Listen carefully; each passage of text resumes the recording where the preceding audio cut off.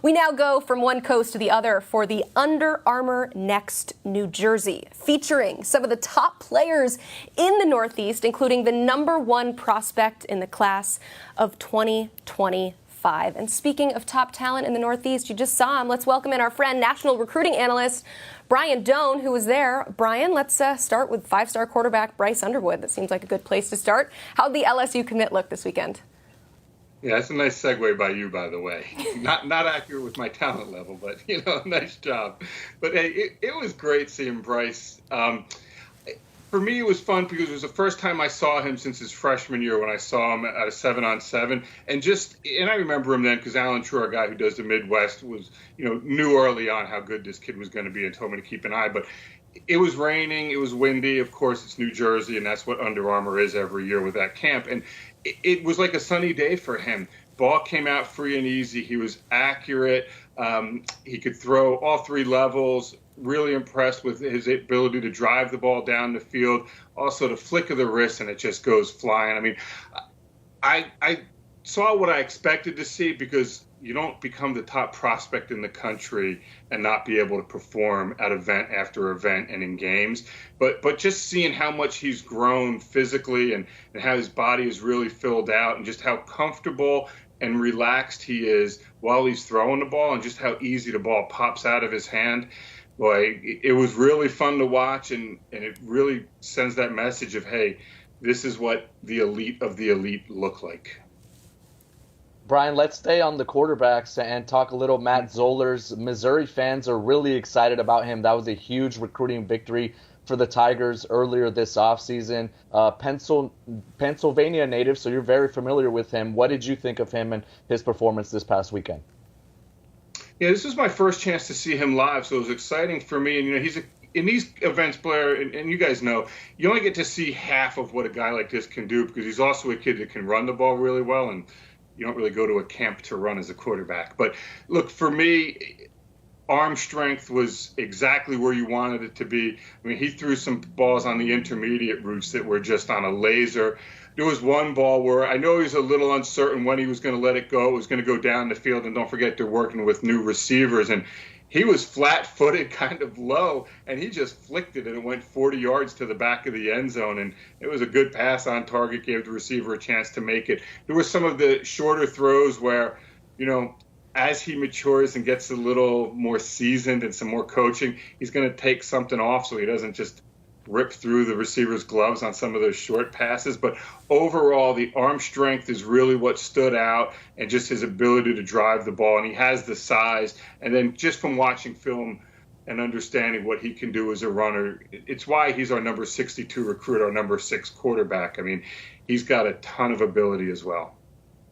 One more quarterback I want to ask you about, Malik Washington. He's a 4-star out of Maryland. I will say he has a lot of fans around this office, namely our producer, who is also out of that part of the country. Really loves his game. You got to see him in person. What does he look like? Well, listen, I've seen Malik a bunch of times, and he's a guy that used to play for Team Carmelo for AAU hoops. So he's a guy who's a really good basketball player. But as a football player, I've seen him a bunch, and so I kind of knew what to expect just in terms of arm strength, his size, his touch on some of his passes, which is really good. He really throws a nice deep ball to where he just lays it out there, spins it well. But for me, the question I get a lot from people is, because he was a dual sport kid, or is still, how much does he love football? And I've always said he loves it. You can tell with his work ethic and talking to his coaches and talking to him and how much time he puts in. He drove up from Maryland up to New Jersey camp because there's an Elite 11 the same time as an Under Armour camp down in Baltimore, and he's going to go to the Elite 11. So he wants to go out and compete, and that's really promising. He doesn't hide from the competition. But, I mentioned before, and I probably will a few times, that it was rainy, it was windy, it was not a good day. Man, you would have thought this kid was enjoying like Greg Biggins type weather out in SoCal. He was smiling, he was dancing, having fun, he's waiting for his next rep, and he just really enjoyed it. And what I took out of it, and I talked to our guy Hudson Standish, who was up from Texas to watch him, And we spoke about how it just looks like he's enjoying himself out there and having fun and relaxed. And to me, that's really what I took out of it, because it shows the enjoyment he had in the day. And it really was not a nice day. Brian, moving on to another position, wide receiver, which maybe is a little bit tough to execute in those conditions, right? The rain and kind of the elements that are against you. But wide receiver Lex Cyrus, he might be a little bit undersized, but one, Brian, we can't measure his heart, and two, power conference programs are all over him. What did you think of him on Sunday? Well, we can't measure his heart, but we can measure his speed, and it's fast. I mean, he's a consistently not only sub 11, but he's more in the 10.6, 10.7 range. And when he gets it, he can go. This was my first time seeing him live, and so it was fun to see. And what really stood out and why I wanted to speak with him and speak about him here is he was just electric getting off of the line. His release was sensational, gets off quick. Those first 5 yards, it's like he's just shot out of a cannon and goes.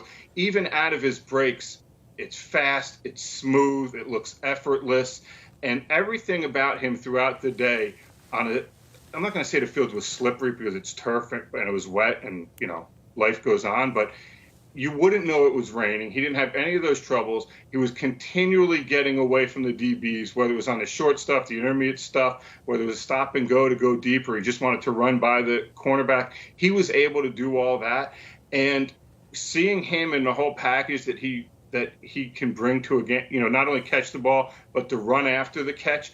Blair, I don't care that he's 5'10", because he can line up in the slot, and if you can get him the ball in a little bit of space, he can run for a long time. And there's a lot of excellent players in college football who are receivers who are his size.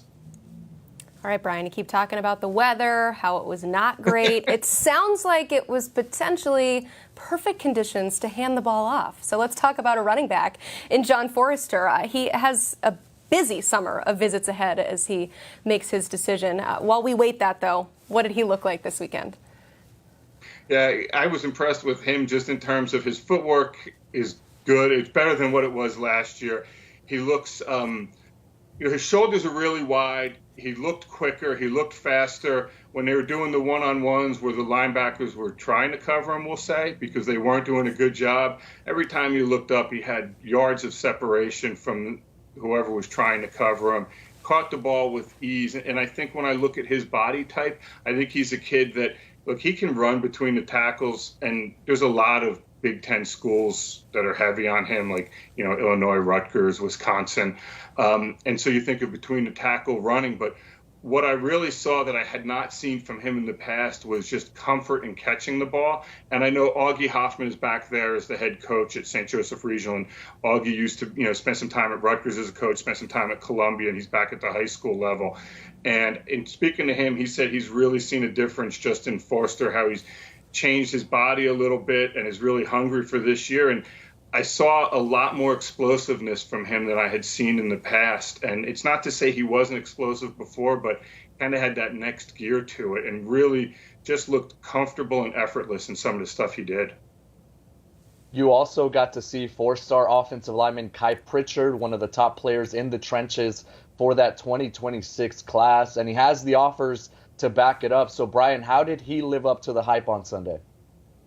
Yeah, listen, he's a Jersey Shore kid, so, let's get rid of some of maybe the stereotypes that people may have of Jersey Shore. He is tough, he is gritty, he is athletic. I think at the end of the day, he's probably an interior guy. This was my first look at him in a setting like this.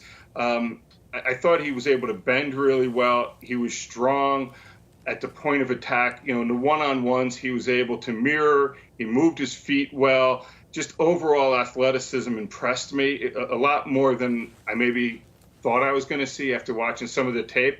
And I just think you look at him, he's coming out of his sophomore year, still a young kid, time to grow with him.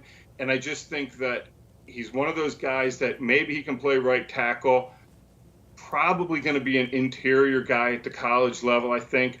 But he brings great versatility to the offensive line, and watching him compete in the reps and go through the drills, just the way he moved was fluid and better than I anticipated, and I went in with high expectations.